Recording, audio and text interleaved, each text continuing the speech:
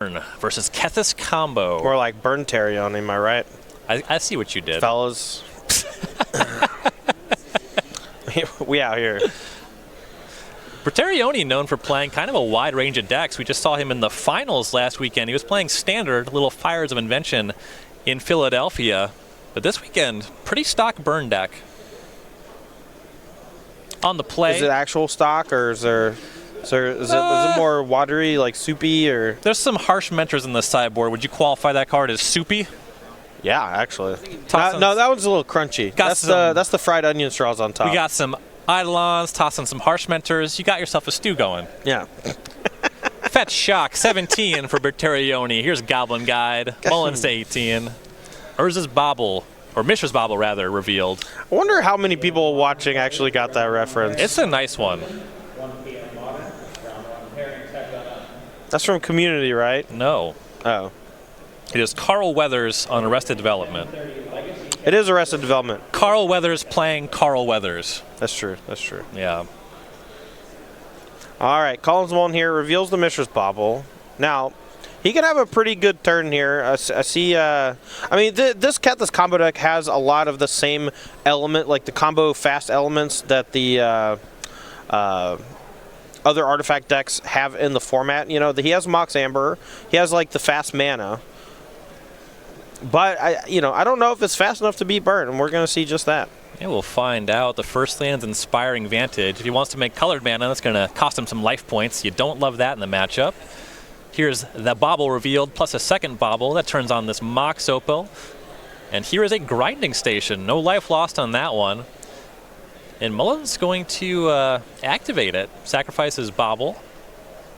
Yeah, so the Grinding Station triggers when it enters the battlefield as well. It's a really potent engine for the deck to be able to put a lot of cards into the graveyard. So if Mullins has something like Unearth in hand, which I see that he does, he could potentially mill over a Kethis and maybe even win on turn 1 here. Saw a Psy Master Thopterus and a Mox Amber hitting the graveyard. What he could also choose to do here, it looks like, I think he has another Mox Opal in hand. He can actually sacrifice that Mox Opal, mill himself again, and then play a Mox Opal from hand, cast Unearth on Psy Master Thopterus, and potentially put up a reasonable clock here in a very short period of time. So there goes the Opal, another activation of the Grinding Station. We see Hope of Girapur and I believe Wishclaw Talisman going to the graveyard. He can also play the Mox Opal, untap Grinding Station, float a black mana, sacrifice the Mox Opal, look for one more shot at a Kethis as an option as well. Well, here's the backup Opal. There's an untap on the Grinding Station. If he's able to hit a Kethis, there's a good chance he actually just wins on turn 1 here. And that is an impressive showing from a relatively unknown combo deck here with this Kethis combo deck from Collins Mullen. Yeah, definitely some powerful stuff happening here. And he's giving it a think. It is troubling. You don't want to give up your Mox if you don't have the combo, but you do want to enable it before the Eidolon of the Great Revel could show up. Exactly. Eidolon of the Great Revel is the card that you're really afraid of here. And now Collins might not even cast this Unearth here because honestly, Unearth on just a Psy Master Thopterus against Burn is not really going to get the job done. You know, in a lot of matchups, I do think that 1-2 punch in the early turns is good enough, but here it's just not a fast enough clock, especially because he's already burned so many resources.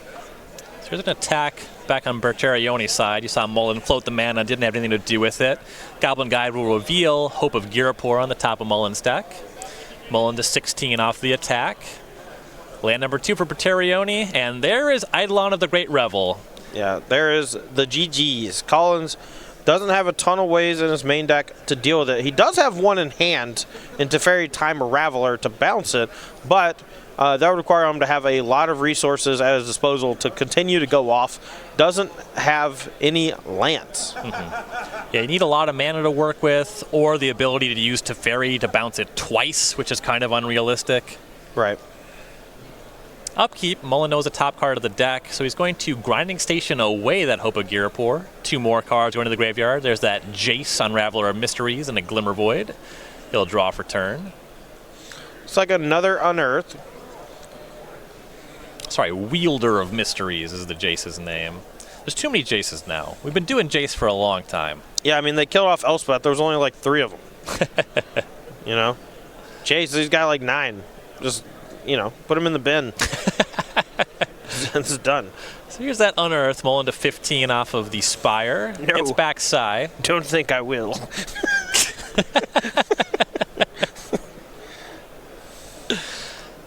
So the Psy is a blocker, but it is bad against both Eidolon of the Great Revel and only having 1 card in hand. Can't make too many Thopters.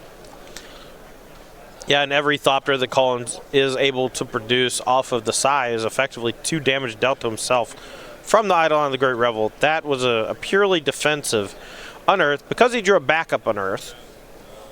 But here, even if he blocks, you know, I expect a Searing Blaze or something to finish it off. Mostly I just expect Bertarioni to close up the game next turn while still having an Eidolon of the Great Revel on the battlefield. This is just an exceptional draw from the burn deck here. Yeah, you see land number 3 and Monastery Swiftspear joining the party for Bertarioni. An attack with all 3 creatures. He's at 15 off of his Eidolon trigger. The game's not really about that, though. Mullen's going to look at what he wants to block. Goblin Guide drew him another copy of Spire of Industry, so he'll have a second land. What he can do with it, not abundantly clear. As you mentioned, this game is very close to being over. Yeah, I mean, he's basically forced to block here just to prevent some damage. I think Colin's going to... I mean, it doesn't really matter if he blocks Eidolon or Goblin Guide. He's still going to take 2. I think he's just figuring out whether or not he wants to block Monastery Swiftspear in case Bertarioni has, like, double Lightning Bolt. Right, so here's Boros Charm before damage. That'll knock Bertarioni to 13. Well, Bertarioni here is actually choosing to give the Goblin Guide double strike, I believe. And that's going to knock out the Psy. Colin's going to take 4 down to 9. But if I'm not mistaken, Bertarioni just has a pair of lands in hand. So if Collins can maybe scrape something together here, but it's going to be really hard just because of that Eidolon of the Great Revel. It was an interesting choice on that Boros Charm. You saw some hesitation on Mullen's side, and some of it was whether to block or not. He might be concerned about a Searing Blaze there. Doesn't have much going now that the Psy is dead.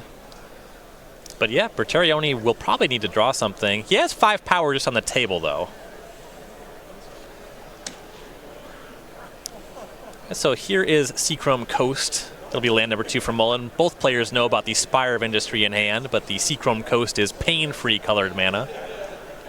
All right, I have one way that Colin's going to win this game. It involves Bertarioni not drawing a spell for turn. Never mind. I was going to say if Collins just decides to take the damage here, if Bertarioni has 2 lands in hand, draws land for turn, attacks, puts Collins down to 4. Collins can untap, take 1 off Spire of Industry, play Teferi, bounce Eidolon, go to 1, draw Mox Opal, play Mox Opal, mill some, float black, unearth Cathis combo. That was it. Well, in the actual game, we saw Mullen take 3 to cast an Unearth. We see an attack. There's a Searing Blaze. This one's going Bertarioni's way. In a much less convoluted fashion. Yeah. My way was better. That's true. I'm just kidding. That was exciting. In theory. I wasn't really listening. I believe what you said worked, though. Sure. It involved Bertarioni having stone nothing, which is a hard ask considering Burn always has it. Yes. Even some of their lands are just cards now with Sunbaked Canyon being printed. Yeah, don't even get me started with those fake lands.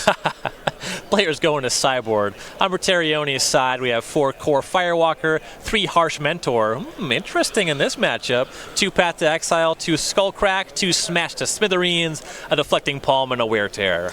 Yeah, so in this matchup, Bertarioni is going to want to have a little bit of interaction. You know, cards like Wear Tear, Smash to Smithereens, they may look appealing, but they don't actually do anything against this Cathis combo deck. I don't know how familiar Bertarioni is in this matchup. You know, he can bring those in just to kill Grinding Station, but for the most part, the deck doesn't need Grinding Station to go off. It's just there to be this enabler that also acts as a kill condition. So I do expect him to bring in Harsh Mentor because it does act kind of like another iteration of Eidolon of the Great Revel, but in a different way and punishing a different mechanic. But he might actually want to bring in Path to Exile because it not only deals with the Sidemaster Thopterus, but it can also deal with the Kethis before it really gets going. For Collins, Mullen needs some help. He has 4 Oko Thief of Crowns, 3 Collective Brutality, 3 Fatal Push, 2 Assassin's Trophy, 2 Engineered Explosives, and another copy of Teferi Time Raveler. So I feel like Collins is going to want to be a lot more interactive after sideboard, wants to be able to kill those early creatures and the Eidolon specifically. Collective Brutality is obviously a slam dunk for this matchup. It's why it's in the sideboard. That's 100% coming in. Fatal Push, I think all 3 come in. But as far as Engineering Explosives, Assassin Trophy, and the other Teferi Time Raveler, this isn't really the matchup where you want them. Now, with that said, my familiarity with Kethis combo is relatively low because of how new of a deck it is, and Collins could have an entire sideboard plan that allows him to kind of transition to more of a Sultai interactive mid-range deck that just has a combo kill finish. And if he does, you know, the Assassin Trophy and Engineered Explosives play right into that potential game plan. Yeah, so we'll see how that goes. This weekend we are, of course, playing Modern, and next weekend you got a chance to play Modern. We're having our regional championships, number of locations across the U.S. here for Season 2. October 19th, that's next Saturday. You can pick up your copy of the 3 Fates exclusive playmat for the regional championships. Oh, that's sick. Yeah, this is real nice. That's the first time I've seen this playmat. That's awesome. Really good artwork on that. We also have a token that matches some of that. You see the middle fate there. You can also pick up a copy of Colin Roundtree's invitational winning servo token. Love it. Colin Roundtree, the most recent invitational champion. That servo token getting a lot of work out in Modern recently thanks to Saheeli Sublime Artificer seeing a lot of play in these Urza decks. We'll be seeing Roundtree coming up in the Players' Championship at the end of the year. Be one of the first 100 players to pre-register for regionals. Get your hands on one of those tokens. So I got something to tell you real quick about the Players' Championship. Yeah. So I'm going to win the Season 2 Invitational, and I'm going to be at the Players' Championship because I'm not doing commentary on either tournament. What if I told you that I was planning on winning the Season 2 Invitational? You know what? We'll play in the finals. And then the best man will win. I believe that the finals is Modern, and you and I have documented playing against each other in Modern twice recently, and I believe that I am 2-0 in those bouts. Oh, I'm sorry. Do you play real decks in Modern, or do you play fun decks in Modern? Because you play real decks. I play a real fun deck. And I play fun decks, so... You saw the prize payout there. These are the various locations you can go to across the states, go play in your local regional championships, and perhaps qualify for the Invitational yourself. Maybe you can defeat Todd and I out there. Yeah, you do well at regionals, you come in, you win the Invitational, you make it to the Players' Championship, bang, bang, boom. Go beat up on Colin Roundtree, too. And then I think maybe winning one of these tournaments at some point also qualifies you for the Players' Tour, but I don't even, There's no way of knowing. But you can find out all you want to know at go.starcitygames.com/regionals. Turns out there is a way to know. That's not going to be a PTQ, but Opens are this season. Ooh. You win an Open this season, you get an invitation to the Players' Tour. Both finalists of individual Opens. That's cool. I'm being told now that I am wrong on most things. Yeah, you know, if you take enough shots, you'll be right some of the time. Right, and then I only refer to the times I was right. Yeah. What I lack in accuracy, I make up for in volume. That's a riff on an old sales adage from people who are bad at sales. That's fair. Yeah. I don't think it's possible to be bad at sales. Well, what I mean is sometimes a store owner, the adage is what we lack in profit, we make up for in volume. Gotcha. Like when you sell something for not enough, selling at a loss. Yeah, so the margin. Yeah. It's like, well, you're selling at a negative $1 margin. Yeah, but I sold a lot of them. That's something people come in to the store sometimes and try to price match. But like for something that's sold out at some discount retailer, it's like, obviously I'm not going to price match it. That's $5 under cost. Of course they're sold out. I don't believe that you ever even had the product. You were trying to make me go out of business. Please leave. Oh, you seem really heated about this. I got some thoughts. I got some thoughts. All right, game 2 here between Collins Mullen and Jeremy Bertarioni. Collins here taking a look at a 7 that looks like it has a lot of artifacts. A couple of legendary ones, a Mox Amber I see hanging out there. Now, the Monkey's Paw, this new card from Witchclaw Talisman. Yeah, Witchclaw Talisman. It's a Monkey's Paw. Look, just like Ginger Brute. Come on. It's not Ginger Brute. Yeah, we know what's that. That's Gingerbread Man. It's Gingerbread Man. Go, run as fast as you can. Here it comes. Can't catch me unless, of course, you have haste, because that's what the text box indicates. Gotcha. Wait, it can only be blocked by creatures with haste? Yes. It's got to go fast. Got to go fast. Goblin Guide coming in here for Bertarioni. Always want one of those creatures in the early turns if you're the burn strat, especially against these combo-style decks. You know, you want that added pressure over time. You know, one Goblin Guide can equate to roughly 6 to 8 damage sometimes in a single game. In particular, when you're not revealing lands, it's a really nice threat. You saw the Jace Wielder of Mysteries was revealed. And I just spotted that Mullen does have one of those sideboard Okos in hand. Here we see Mistress Bauble enabling the Spire to cast a Fatal Push. Life total is 17 all now. And here is a Mox Amber. No legends to pair with it just yet. Something to keep in mind with Mox Amber as well is it only taps for colored mana. So the deck plays Hope of Girapur, but even if one was here, it doesn't turn the Mox on. Right. Yeah, the fact that it only works with colored legends is, I don't know if it's necessarily an oversight. I would have liked to have had Mox Amber just read if you can control legend taps for any color, you know, something like that. Or legendary creature or planeswalker taps for any color. Because not working with stuff like Hope of Girapur, well, the fact that Hope of Girapur is a legend is it's a whole other story, but you know.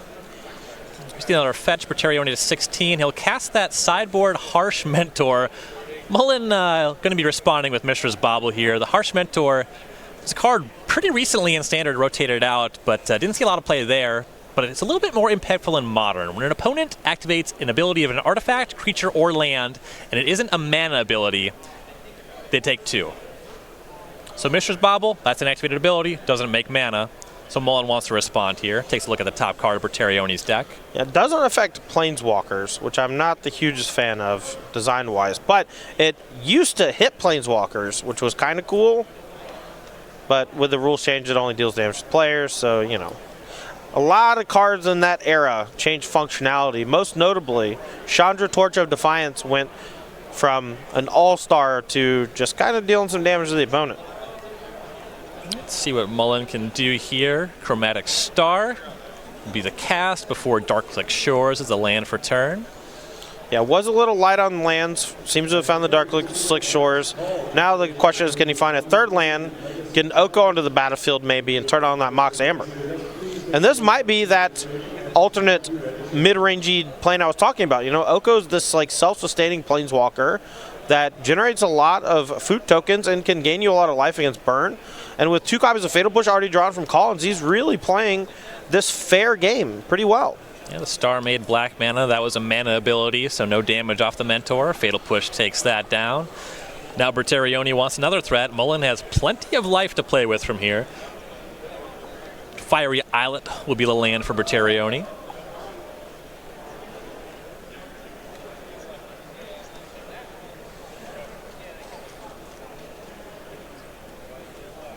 Does have another threat, Monastery Swift Spear cast. Yeah, but Mullen here is still at 18 life. This is going to be a fairly uphill battle for Bertarioni, but luckily he has drawn a lot of creatures here, and these represent a bit more damage over time than just those lava spikes and such that the burn deck is made of. And Bertarioni goes to 15 off the islet to cast 3 creatures, 2 Swift Spears and a Goblin Guide. Goblin Guide reveals Grinding Station on the attack. 4 points come across, Mullen to 14. We'll see how much he can do, see how close he is to having a combo now with that Grinding Station coming off the top. Doesn't seem to have too much mana at his disposal, just the 2 lands on the battlefield. You know he didn't draw a land for turn because of the Grinding Station. So I think he's in a bit of trouble here now. Seemed like he was going to potentially buy himself some time with those Fatal Pushes, but Bertarioni drew 5 creatures that he played across the first 3 turns. Not a lot that Collins can really do about that. Yeah, Grinding Station go. That's all he can muster. Go back to Bertarioni. Draws for turn. Looks like a Path to Exile has been hanging out in the hand. That one's not great here, but it'll insulate him against some potential forms of combo, Psy Master Thopterist, that sort of thing. Yeah, I did just see a Boros Charm picked up as well, but he only has that one white source of mana, so he can't actually path and Boros Charm this turn. Boros Charm's not lethal here either, so. Thinking about starting the turn, just sacrificing the Islet, and that's where he will go. I believe Smash to Smithereens picked up. He only had one source of white mana, so he couldn't cast the Boros Charm and leave up the path to exile. Lands on leaving up the path. He's going to attack now for 4. Unearth revealed off of the Goblin Guide. And Mullen down to 10. Yeah, but 10's still a reasonably high life total against the burn deck. The problem is he can't really do much about these creatures coming across. He also doesn't really want to draw the Unearth, so he's contemplating milling himself. He's going to do it by sacking the Mox Amber. So get rid of that Unearth, get rid of another Mox, and Shizo, Death's Storehouse. Yeah. I mean, I have played a lot of Kamigawa block constructed, so I know what that does. But for those of you at home, you might need to look that one up. Shizo, Death's Storehouse. Legendary land. Taps for black. Black tap. What does it do? Creature fear. There it is. Fear. Not fear. Not intimidate. No. Fear. Fear. Yeah. It's a nice one. Kamigawa had a cycle of lands that were legendary, and a lot of those are actually shown up here in Collins Mullen's list. You can take a look at those on our Cardboard Live extension. They work really well with Ketha's ability. Not only can you hit a land drop if you're missing land drops with it, but you can also just exile them from the graveyard to turn on Ketha's ability. So here is an Oko for Mullen after playing another Darkslick Shores. Oh, no. Goes to 9 for go. it. I want to memorize some of the arena emotes. I believe when you make a food, Oko says, "Surely you're famished." No way. Yeah, I'm pretty sure that's it. Okay. Yeah. I haven't played too much Arena since this new set was got on there. I've been having too much fun playing Modern, to be honest. One bite and all your wildest dreams will come true. I'm pretty sure that's another one. Doesn't sound so much like he's a thief. Sounds like he's He's just a jerk. What? Yeah. Really? Yeah, he's a mean dude. He's just feeding you. He's a bad guy. You hungry? He's a villain. Making a food token.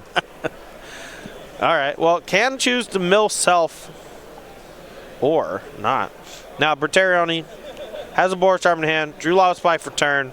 All he's got to do is cast either of these cards. I believe Collins Mullins is dead. Yeah. Lava Spike, Mullen to 6. That looks like 6 power. Bertarioni, quick 2-0 win over Collins Mullen on Ketha's combo. Remember when I said nightmare matchup? Didn't look good. Did not look great. Now, I will say this. Collins in game 1 actually had a decent amount of looks to potentially combo out on